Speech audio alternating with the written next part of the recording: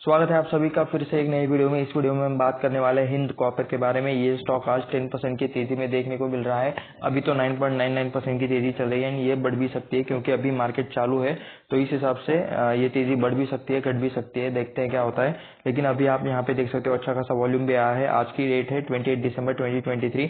कल की जो क्लोजिंग थी, ठीक है, लास्ट ट्रेडिंग सेशन की जो क्लोजिंग थी वो है 236 की। उसके बाद यहाँ पे थोड़ा सा गैप अप हुआ है, गैप अप के बाद यहाँ पे देख सकते हो 258 के आसपास स्टॉक ये ट्रेड करते हुए आपको देखने को मिल रहा है। एंड ये एक ही रेंज में ट्रेड कर रहा था, ये चीज आप यहाँ पे देख सकते हो उससे पहले। एंड कल को यहाँ पे थोड़ी सी मतलब तेजी देखने को मिल रही है।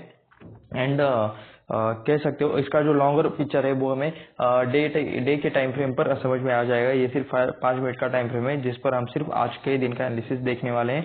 तो ऊपर जाकर ये एक ही रेंज में कंसोलिडेट कर रहा है, हो सकता है कि इससे ऊपर भी जाए। यहाँ पे अच्छा खासा वॉल्यूम है एज कम्पेयर टू लास्ट के कुछ डेज। ओके, यहाँ पे भी मतलब थोड़ा सा अच्छा खासा उस टाइप वाला वॉल्यूम देखने को मिल रहा है। थोड़ा सा ये जितना आज आया है उस हिसाब से तो नहीं देखे, तो 10% की तेजी है एक दिन के यहाँ पे 5 मिनट के टाइम फ्रेम पर। तो यहाँ पे 1 डे के टाइम फ्रेम पर हम आ चुके हैं। तो आप यहाँ पे देख सकते हो इसमें से हर एक कैंडल यहाँ पे 1 डे टाइम फ्रेम का है। तो यहाँ पे देख सकते हो आप कंटिन्यूसली, ओके, ये यहाँ पे जो पार्ट है, ठीक है, कंटिन्यूसली 7-8 दिनों से या फिर 10-12 दिनों से यहाँ पे तेजी देखने को मिल रही है। सिर्फ बीच में एक बार ये स्टॉक गिरा था यहाँ पे, जो आपको यहाँ पे प्रॉफिट बुकिंग वाला ये जो रेड वॉल्यूम है ये भी यहाँ पे देखने को मिल जाएगा।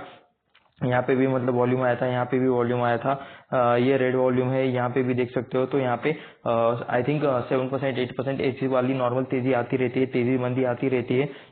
अदरवाइज ये स्टॉक एक ही रेंज में, मतलब जब कभी वॉल्यूम कम रहता है तो उसी रेंज में थोड़ा बहुत ये ऊपर या फिर नीचे के साइड जाता रहता है। ये भी आप यहाँ पे देख सकते हो, यहाँ पे भी उस टाइप वाला छोटा सा वॉल्यूम है, ये भी एक रेंज में यहाँ पर घूम रहा था। तो लास्ट के कुछ दिनों से, लास्ट के 10-12 दिनों से कह सकते हो यहाँ पे अच्छी तेजी बनी है। यहाँ पे कहीं पर तो मतलब इसने बॉटम को पकड़ा है 140 के आसपास से, मतलब ये कंटिन्यूसली ऊपर जाते हुए आपको देखने को मिल रहा है।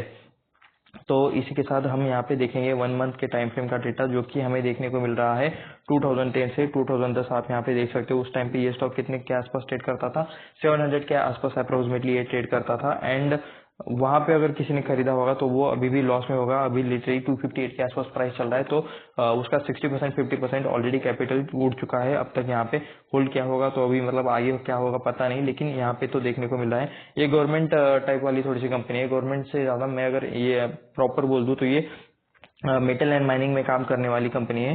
तो ये क्या है, ये एक ट्रेडिशनल तरह का, ओल्ड तरह का बिजनेस है, ठीक है। अगर रिन्यूएबल एनर्जी आती है, ईवी रिलेटेड चीजें आते हैं तो इनका बिजनेस थोड़ा थोड़ा कम हो सकता है। माइनिंग रिलेटेड जो बिजनेस है वो थोड़ा सा कम हो सकता है, तो इन पर इम्पैक्ट आ सकता है। तो इसीलिए एंड प्लस ये मेटल सेक्टर है, मेटल में कमोडिटी रिलेटेड चीजें रहते हैं। कमोडिटी काफी वोलाटाइल रहते हैं, मतलब कह सकते हो कि मतलब उतना ज्यादा उनके प्राइस पर बहुत ज्यादा इम्पैक्ट रहता है बाकी की सारी चीजों का। तो इसलिए मतलब ऐसे शेयर्स ज्यादा बढ़ते नहीं है। लेकिन आप यहाँ पे देख सकते हो ये शायद 2020 का बॉटम यहाँ पे कहीं पर तो बना था, 40-50 के आसपास उस टाइम पे प्राइस रहा होगा। उसके बाद यहाँ पे भी मतलब उस एक महीने में अच्छी तेजी बनी थी। यहाँ पे 21 का ये सिनेरियो देखने को मिल जाएगा, 2021 का। एंड उसके बाद अभी कह सकते हो कि लास्ट के मतलब लास्ट शायद 2013 में इस लेवल के आसपास था स्टॉक ही रहा होगा। तो 10 सालों बाद स्टॉक ये फिर से उसी लेवल पर आने की कोशिश कर रहा है। जस्ट सपोज करो किसी ने मतलब यहाँ पे पैसा लगा के रखा होगा तो उसको उसी लेवल पर आने के लिए 10 साल लगे। एंड किसी ने यहाँ पर लगा हुआ, किसी का पैसा यहाँ पे लगा हुआ है 700 के आसपास, ठीक है। एंड कब लगाया है 2010 में, तो 13 साल हो चुके हैं, लेकिन फिर भी उसका मतलब लेवल नहीं आया है। कब आएगा किसी को पता नहीं है। स्टॉक ये कभी भागते हैं कभी गिरते हैं, ज्यादातर टाइम ये गिरते हुए ही आपको यहाँ पे इस चार्ट में देखने को मिल रहे हैं। तो चलिए कुछ इस स्टॉक के, ओके, बाय द वे आज ये स्टॉक क्यों भाग रहा है, ठीक है, इसका रीजन क्या है। तो मतलब डॉलर इंडेक्स जो है, डॉलर इंडेक्स कम हुआ है।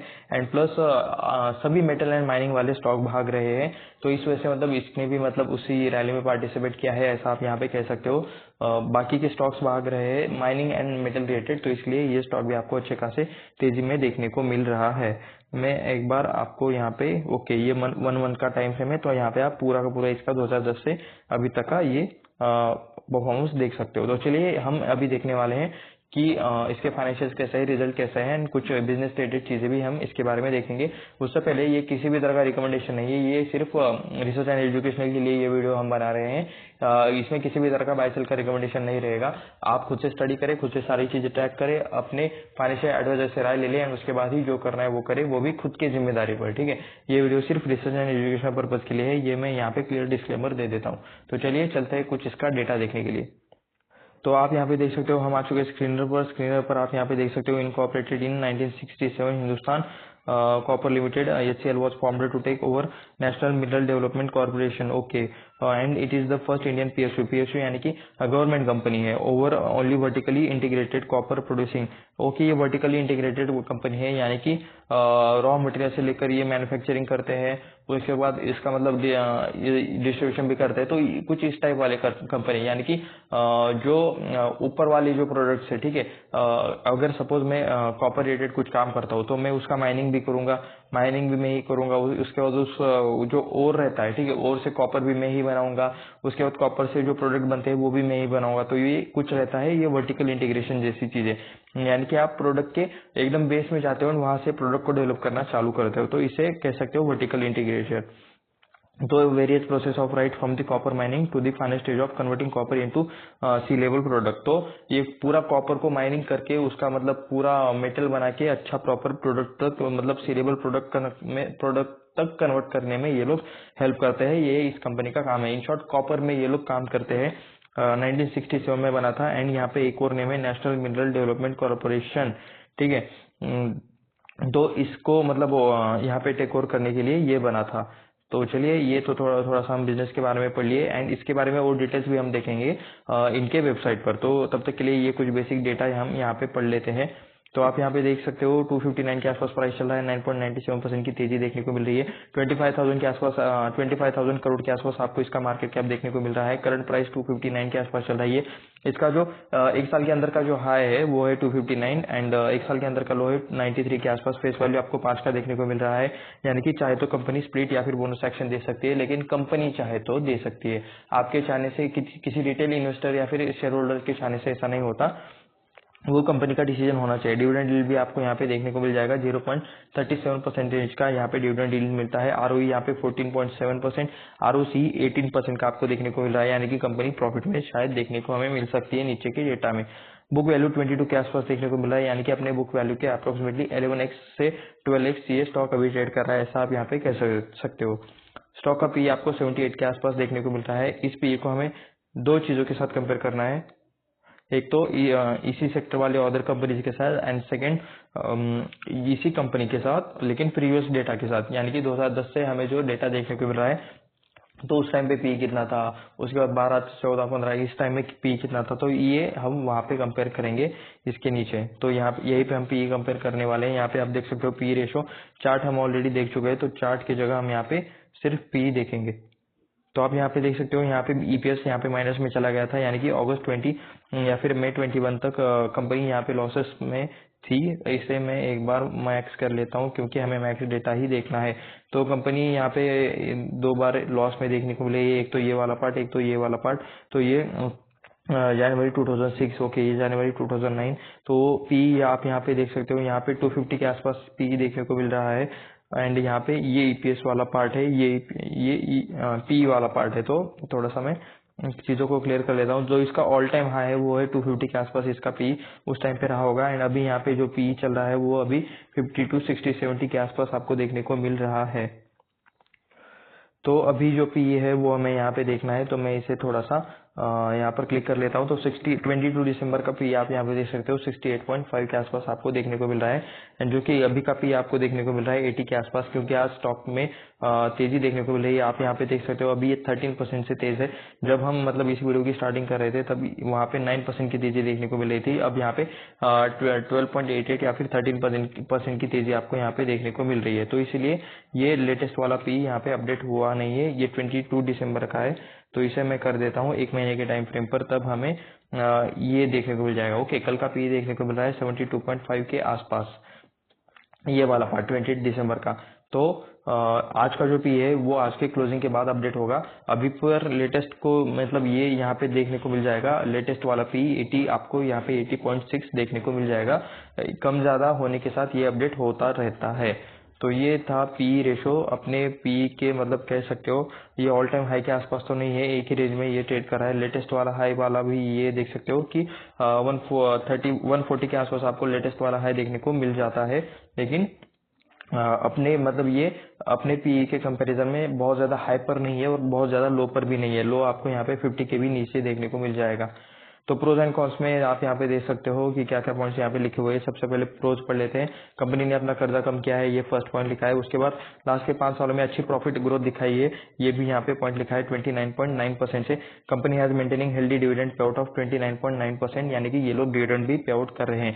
पीएसयू स्टॉक इसलिए जाने जाते हैं, ज्यादातर पीएसयू स्टॉक डिविडेंड देने के लिए ही जाने जाते हैं। तो ये आप यहाँ पे देख सकते हो। अपने बुक वैल्यू के 11.3 टाइम्स ये अब ट्रेड कर रहे हैं। तो कुछ हमने जो ऊपर निकाला था तो उसी चीज को हम यहाँ पे पढ़ रहे हैं कि ऊपर 11x ये अपने बुक वैल्यू के ट्रेड कर रहा है। प्रमोटर होल्डिंग डिक्रीज हुई है लास्ट के 3 सालों में। प्रमोटर यानी कि कौन, इसमें मतलब गवर्नमेंट ही प्रमोटर हमें देखने को मिलने वाले हैं। तो 9.91% से शायद ये प्रमोटर होल्डिंग डिक्रीज हुई है, ये भी हम नीचे चेक करेंगे शेयर होल्डिंग पैटर्न में। तो अभी हम थोड़ा सा कंपेयर कर लेते हैं इनको इन्हीं के टाइप के कंपनीज के साथ। सबसे पहले तो आप यहाँ पे देख सकते हो हम यहाँ पे कहाँ पर कंपेयर करने वाले हैं, माइनिंग मिनरल्स एंड मेटल्स में एंड नॉन फेरस मेटल्स में। सबसे पहले यहाँ पे आता है हिंदुस्तान जिंक, हिंदुस्तान कॉपर यहाँ पे सेकंड नंबर पर। दोनों गवर्नमेंट कंपनी, दोनों सेम टाइप वाली कंपनी, लेकिन ये जिंक का मतलब जिंक में काम करते हैं, कॉपर में, यानी कि ये कॉपर में ज्यादा काम करते हैं। 1,33,287 करोड़ का मार्केट कैप है हिंदुस्तान जिंक का। 25,000 करोड़ के आसपास, 25,800 करोड़ के आसपास मार्केट कैप है हिंदुस्तान कॉपर का। तो हिंदुस्तान कॉपर का पी काफी ज्यादा देखने को मिल रहा है, 80 के आसपास। हिंदुस्तान जिंक का सिर्फ 15.79 के आसपास आपको देखने को मिल रहा है। उसके बाद ग्रेविटा इंडिया, टिन प्लेट, ऐसे कुछ राम रत्न वायर्स, ऐसे कुछ कंपनीज आते हैं जो कि इनके कंपैरिजन में काफी छोटे हैं, ऐसा चाहे तो आप यहाँ पे कह सकते हो। 7,500 का मार्केट कैप वाली थर्ड कंपनी है। तो कह सकते हो कि इसके यहाँ पे मतलब फॉरेक्स कंपनी है ये, इंटू फोरेक्स ये बोल रहा हूँ मैं, नॉट फॉरेक्स या फॉरेक्स नहीं, इंटू फोरेक्स टाइप वाली ये कंपनी है, ऐसा मैं बोल रहा हूँ। यानी कि इसकी कैपेसिटी से 4 गुना ये ज्यादा बड़ी है। तो सेकंड नंबर की कंपनी, तो हम थोड़ा सा यहाँ पे पी कंपेयर कर लेते हैं। तो कह सकते हो सबसे ज्यादा पे हिंदुस्तान कॉपर का ही देखने को मिल रहा है इनटू मतलब सेक्टर के कंपैरिजन में। यहाँ पे ओके ये प्रॉफिट में है, ये प्रॉफिट में है, एंड यहाँ पे सिर्फ ये लॉस में है, इसको हम नहीं पकड़ेंगे। तो कह सकते हो कि सबसे ज्यादा पे अभी हिंदुस्तान कॉपर का ही देखने को मिल रहा है सेक्टर में। तो ये भी मतलब ये थोड़ा सा मतलब कह सकते हो कि इस हिसाब से वैल्यूएशन या फिर प्राइस जो रहता है शेयर का, वो अभी आपको काफी ज्यादा देखने को शायद मिल रहा है। क्वार्टरली रिजल्ट में हम आप यहाँ पे देख सकते हो कि यहाँ पे क्या बिजनेस किस टाइप का हो रहा है। पहले 295 करोड़, उसके बाद 500, 500, 200, उसके बाद 400, 500, उसके बाद 500, 300, 200, 500। तो एक ही रेंज में यहाँ पे सेल्स घूम रहे हैं। 381 करोड़ का आपको यहाँ पे लेटेस्ट वाला सेल देखने को मिल जाएगा। तो काफी ज्यादा वोलेटिलिटी है, ऊपर ज्यादा, ऊपर नीचे ऐसे यहाँ पे चीजें देखने को मिल रही है। सेल्स में ग्रोथ नहीं है क्योंकि मेटल सेक्टर है, मेटल में काफी चीजें इंपैक्ट होती हैं, तो सेल्स में आपको यहाँ पे प्रॉपर ग्रोथ देखने को नहीं मिल रही है। फिर भी चलिए देख लेते हैं कि क्या खर्चे ये लोग मैनेज कर रहे हैं अच्छे से। ऑपरेटिंग प्रॉफिट में देख सकते हो 75 करोड़ का ऑपरेटिंग प्रॉफिट हो गया, 200, उसके बाद 30 करोड़, उसके बाद 120, उसके बाद 100, 132 करोड़, 152 करोड़, 64 करोड़ यहाँ पे, उसके बाद यहाँ पे 121 करोड़। तो आपको यहाँ पे अलग अलग मतलब ऑपरेटिंग प्रॉफिट में भी मतलब बहुत ज्यादा वोलेटिलिटी देखने को मिल रही है। सेल्स में अगर वोलेटिलिटी बन जाए तो वही चीज आपको नीचे तक देखने को मिलती है। एक मतलब एक आध केस रहता है जहाँ पे एक्सपेंसेस अच्छे से कंट्रोल किए जाते हैं, लेकिन यहाँ पे भी आपको उसी टाइप वाली चीजें देखने को मिल रही है। तो सितंबर का हम यहाँ पे चेक कर लेते हैं। 381 करोड़ का इन्होंने मतलब सेल्स किया, उसमें से 260 करोड़ का यहाँ पे खर्चा किया, बचा प्रॉफिट कितना, ऑपरेटिंग प्रॉफिट 121 करोड़। अभी 381 करोड़ के 32% है ये 121 करोड़, जो कि ये ऑपरेटिंग प्रॉफिट मार्जिन रहता है, यानी कि जितना सेल्स हुआ है उसमें से कितना परसेंटेज आया है ऑपरेटिंग प्रॉफिट। तो 32% इनका ऑपरेटिंग प्रॉफिट मार्जिन आया। अदर इनकम यानी कि मेन सोर्स ऑफ इनकम से छोड़कर जो बाकी के मतलब सोर्सेज से आता है वो इनकम 11 करोड़ का यहाँ पे इन्हें अदर इनकम देखने को मिल रहा है। इंटरेस्ट इन्हें यहाँ पे 4 करोड़ देना है, 46 करोड़ का यहाँ पे डिप्रिसिएशन है, 11 करोड़ प्लस हो जाएगा, एंड यहाँ पे ये 4 एंड 46 करोड़ माइनस हो जाएंगे 121 करोड़ में से। तो 121 करोड़ में से 11 करोड़ प्लस हो गया, उसके बाद 4 करोड़ माइनस हो गए, 46 करोड़ माइनस हो गए, तो बचता है यहाँ पे प्रॉफिट बिफोर टैक्स, यानी कि 83 करोड़ का ऑपरेटिंग प्रॉफिट बिफोर टैक्स आपको देखने को मिल रहा है। एंड टैक्स यहाँ पे 27% का लगाने के बाद यहाँ पे 61 करोड़ आपको देखने को मिल रहा है नेट प्रॉफिट। तो नेट प्रॉफिट पूरा कंपेयर कर लेते हैं। 9 करोड़, 108 करोड़ यहाँ पे तो माइनस में आ गए। उसके बाद यहाँ पे 46 करोड़, 68 करोड़, 172 करोड़, 89 करोड़, 57 करोड़, 26 करोड़, 80 करोड़, एंड यहाँ पे 47 करोड़, 61 करोड़। तो लिटरली कह सकते हो यहाँ पे भी मतलब बहुत ज्यादा यहाँ पे वॉलेटिलिटी ही देखने को मिल रही है क्वार्टरली रिजल्ट्स में। कंसिस्टेंट ग्रोथ नहीं है, कंपनी जैसे तैसे प्रॉफिट में है, या फिर ये कह सकते हो कि प्रॉफिट कर रहे हैं, लेकिन कंसिस्टेंसी नहीं है, ठीक है। किसी क्वार्टर में बहुत अच्छा कर देंगे, किसी क्वार्टर में बहुत मतलब उसके डायरेक्ट अगले क्वार्टर में बहुत ज्यादा नीचे चले जाएंगे, ऐसी वाली चीजें देखने को मिल सकती है। 1485 करोड़ का यहाँ पे सेल हुआ था 2012 में, वो हो गया 1300, 1400, 1000 की रेंज, 1600, 800 बीच में आ गया। ओके, मार्च वाला कोविड वाला ईयर है तो ठीक है, स्किप कर देते हैं। 1677 करोड़ का यहाँ पे मार्च 23 में यहाँ पे सेल हुआ है। तो कह सकते हो कि मतलब उतना ज्यादा कुछ ग्रोथ नहीं हुआ है लास्ट के 10-11 सालों में। सेम उसी रेंज के आसपास यहाँ पे थोड़ा सा देखने को मिल रहा है। टीटीएम में यहाँ पे 1869 करोड़ का सेल दिख रहा है, लेकिन आगे क्या होगा ये तो मतलब आगे के 2 क्वार्टर में मतलब प्रॉफिट होगा लॉस होगा उसके ऊपर ये चीजें डिपेंड करती है।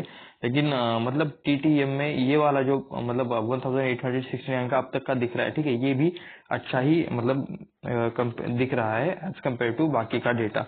तो डायरेक्टली हम यहाँ पर आ जाते हैं 300 नेट प्रॉफिट देखने के लिए। 356, 200, 68, 38, 62, 80, उसके बाद 569 माइनस में, उसके बाद 374 एंड यहाँ पे 320। तो लिटरली यहाँ पे भी आपको वोलेटिलिटी देखने को मिल रही है। यहाँ पे मतलब बीच में काफी टाइम पे इनका मतलब प्रॉफिट डाउन हो गया था। अभी यहाँ पे इसमें तो 2020 में लॉस था, कोविड वाला ईयर था, तो ठीक है। 110, ओके, यहाँ पे थोड़ा सा मतलब ये कंसिस्टेंसी मैनेज करने की कोशिश चल रही है, लेकिन होगा नहीं होगा ये तो देखा जाएगा, ठीक है, देखा जाएगा, वो वाली बात है। तो ये आपको कैसा लगता है, ये परफॉर्मेंस कंपनी का आपको कैसा लग रहा है, नीचे मुझे कमेंट करके जरूर बताना। बोरिंग हमें यहाँ पे देखना है, फिक्स एसेट हमें यहाँ पे देखना है, एंड यहाँ पे रिजर्व्स भी हमें चेक करने हैं।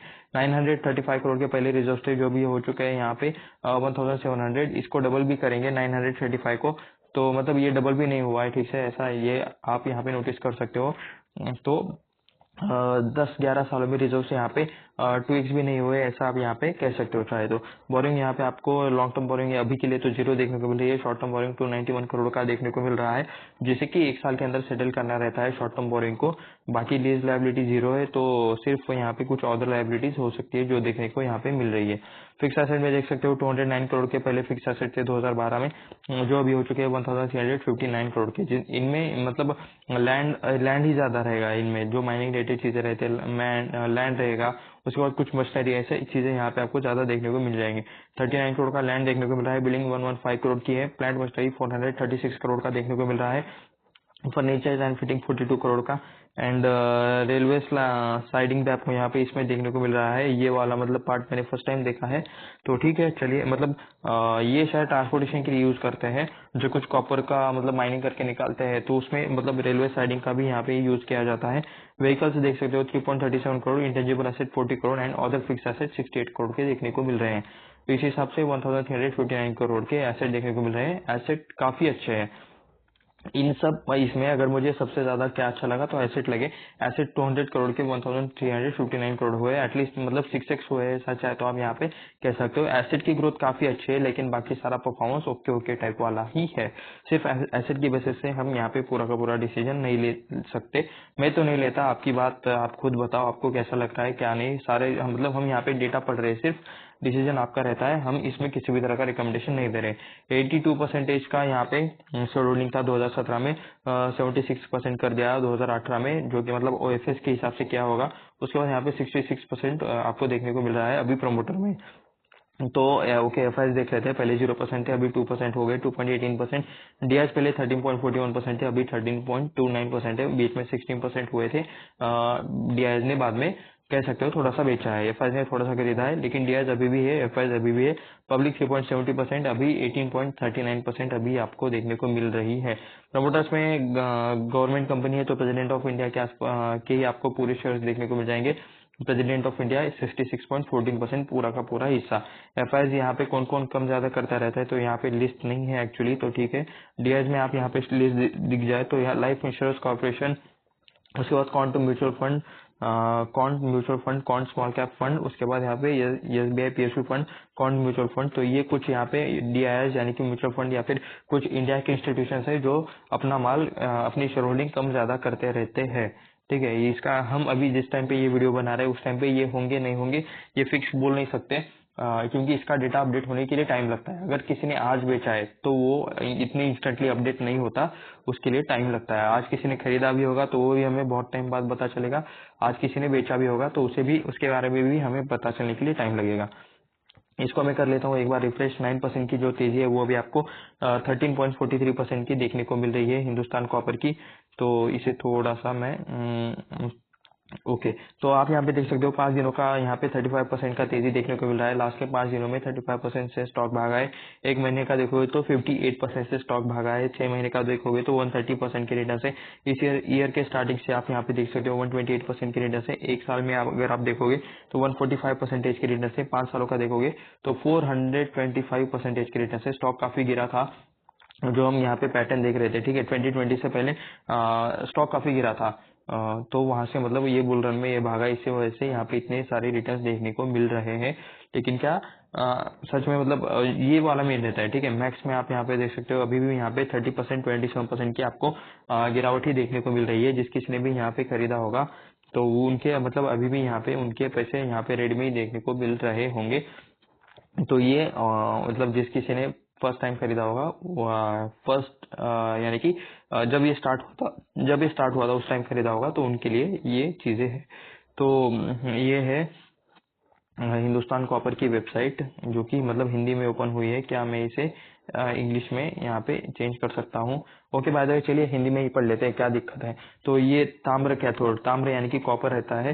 वो काफी दिनों बाद मतलब ये एकदम से बढ़िया वर्ड पढ़ने को मिला, चलिए अच्छी बात है। खनन भूमिगत, तो यहाँ खनन भूमिगत का मतलब खनन खुली खान, तो ये एक मिनट काफी इंटरेस्टिंग चीज है बाय द वे, ठीक है। ये ओपन खान है यानी कि ओपन माइन है, ये जमीन के अंदर की माइन है। उसके बाद ये एनोड फर्नेस, तो कुछ मतलब कॉपर के ऊपर जो प्रोसेस करते हैं तो ये वो वाला चीज है। एनोड ढलाई मतलब सेम थिंग। उसके बाद यहाँ पे ताम्र कैथोड, कैथोड का यूज मतलब आपने अगर साइंस है तो बैटरीज में किया जाता है, ये आपको पता ही होगा। एनोड कैथोड ये सारी चीजें आपको पता ही होगी। मेटल फर्नेस भी आपको पता होगा, जहाँ पे मेटल को पिघलाया जाता है। एंड मतलब उसके बाद यहाँ पे सीसी वायर रॉड, ये भी आप देख सकते हो। ताम्र या फिर कॉपर, ठीक है, ये इलेक्ट्रिसिटी के यहाँ पे ट्रांसमिशन के लिए यूज किया जाता है। तो ये भी उस रिलेटेड चीजें आप यहाँ पे देख सकते हो। उत्पाद में आप यहाँ पे देख सकते हो continuous cast copper wire rod, copper cathode, ताम्र सांद्र, copper sulphate, sulphuric acid, reverters, anode slimes and nickel hydroxide. तो ऐसे आपको कुछ प्रोडक्ट देखने को मिल जाएंगे। व्यवसाय में अगर हम देखेंगे तो ओके ठीक है, इसके बारे में यहाँ पे कंपनी के बारे में चीजें हैं। निविदाएं में ओके, ये भी हमें देखना नहीं है। वित्तीय में हम यहाँ पे क्या देख सकते हैं, ठीक है। तो यहाँ पे हमें उत्पाद में ही मतलब मेन चीजें देखने को मिली। यहाँ पे माननीय खान मंत्री यहाँ पे देख सकते हो प्रहलाद जोशी, श्री प्रहलाद जोशी, श्री दानवे राव साहिब दादा राव, जो कि माननीय खान राज्य मंत्री है। एंड ये गवर्नमेंट वेबसाइट है, तो इसी टाइप का डेटा आपको यहाँ पे देखने को मिल जाएगा। विजन मिशन ये सारी चीजें यहाँ पे देखने को मिल रही है। तो ये शायद हमने गलती से हिंदी में ओपन कर ली थी, लेकिन हिंदी में ही पढ़ने में अभी थोड़ा सा मजा आ रहा है। तो चलिए उत्पाद में आते हैं। यहाँ पे मैं यहाँ पे ताम्र सांद्र पर क्लिक कर लेता हूँ। ओके, तो ये ओपन हो चुका है। यहाँ पे कुछ इनका मतलब केसेस ध्यान है, यानी कि कुछ इनका प्रोडक्ट के बारे में लिखा हुआ है उस टाइप के, कि मतलब कितना परसेंट पीपीआई में होता है, 50%, ये कॉपर लोहा गंधक। तो ये सारी चीजें हम हिंदी में पढ़ रहे हैं। आप चाहे तो वेबसाइट पर जाकर इंग्लिश में भी ये चेक कर सकते हो। ओके, तो ये कुछ है ताम्र ये ताम्र सांद्र। तो हम अभी कॉपर कैथोड देखेंगे। तो ये यहाँ पे मतलब उसके बारे में दिया गया है कि लंबाई कितना है, चौड़ाई, मोटाई, वजन, ये सारी चीजें कितना मतलब जो इंडस्ट्रियल रिक्वायरमेंट रहेगा या फिर कुछ बाकी के उस हिसाब से रिक्वायरमेंट रहेगा, उस टाइप में ये लोग बनाते होंगे। तो ये कॉपर रिलेटेड काम करते हैं, कॉपर रिलेटेड प्रोडक्ट बनाते हैं। इतनी सी एक सिंपल सी बात आप यहाँ पे समझ लो। तो कंपनी की रूपरेखा में कर्मचारी खंड कर, चलिए कर्मचारी खंड देख लेते हैं यहाँ पे, कि शायद ये मैनेजमेंट से रिलेटेड चीजें हैं। तो यूजर लॉगिन, जी नहीं, ये यूजर लॉगिन है एक्चुअली। ओके, अभी हम हिंदी में आ गए, सॉरी इंग्लिश में आ गए। तो द बोर्ड पर हम चलते हैं, ठीक है। तो बोर्ड में आने के बाद शायद हमें यहाँ पे इनके मैनेजमेंट के बारे में पता चले। जी हाँ, ये आप यहाँ पे देख सकते हो। Director finance additional charge CMD है श्री घनश्याम शर्मा। उसके बाद यहाँ पे श्री संजय पंजियर। उसके बाद यहाँ पे संजीव कुमार सिंह, ये डायरेक्टर्स है ये लोग सारे। उसके बाद ये economic advisor and ministry of mines government. Okay, ये सारे गवर्नमेंट से मतलब गए हुए ये लोग हैं, ये भी आपको पता रहना चाहिए। श्री अविनाश जनार्दन भिड़े इंडिपेंडेंट डायरेक्टर। यहाँ पे politician independent director Hemlata Verma. यहाँ पे मतलब और कुछ नाम आपको देखने को मिल रहे हैं। ये कंपनी के मैनेजमेंट से रिलेटेड यहाँ पे लोग हैं। मिनिस्ट्री एंड सेक्रेटरी में अगर यहाँ पे हम क्लिक करें तो ये आप यहाँ पे देख सकते हो, प्रहलाद जोशी, श्री दानवे राव साहेब दादाराव, उसके बाद यहाँ पे VL कंथाराव। तो ये कुछ secretary, honourable minister of mines and honourable minister of state mines, ये आपको यहाँ पे देखने को मिल रहे हैं। गवर्नमेंट कंपनी है तो यही मतलब लीडर्स, पॉलिटिकल लीडर्स का ही आपको यहाँ पे देखने को मिल जाएंगे मिनिस्टर एंड सेक्रेटरी में। तो ये था हिंदुस्तान कॉपर से रिलेटेड एक छोटा सा एनालिसिस वाला वीडियो। ये किसी भी तरह का बाय सेल का रिकमेंडेशन नहीं है, इसमें हमने सिर्फ ढेर सारा डेटा देखा है कंपनी से रिलेटेड कि कंपनी क्या करती है, कैसे करती है, पास्ट परफॉर्मेंस कैसा था, एंड ढेर सारी चीजें हमने देखी है। तो इन सबसे मतलब मेन डिस्क्लेमर यही है कि आपको खुद से सारी चीजें ट्रैक करनी चाहिए, खुद से रिसर्च करें, अपने फाइनेंशियल एडवाइजर से राय ले लें, एंड उसके बाद आपको जो करना है वो करें। तो ठीक है, फिर इस वीडियो में बस इतना ही। ऐसे ही और वीडियो देखने के लिए चैनल को सब्सक्राइब करें, वीडियो को लाइक करें, अपने दोस्तों के साथ शेयर भी करें। मिलते हैं नेक्स्ट वीडियो में, धन्यवाद।